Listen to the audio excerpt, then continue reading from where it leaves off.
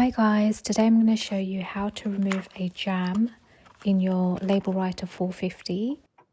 So the sticky side of the label is actually stuck around the roller. So what we've done is remove the front part of the printer, remove the roll holder.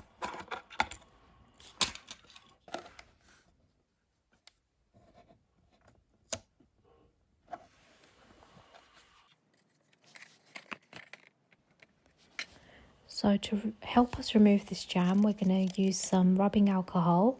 Just dip a cotton swab into some of the alcohol.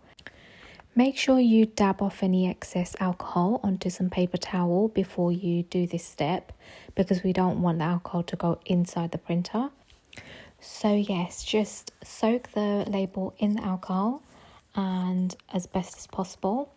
And then what we're going to do is attempt to remove the label.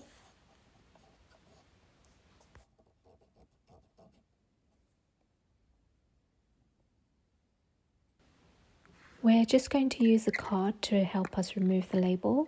You can use a credit card or any flat object really to help you remove the label.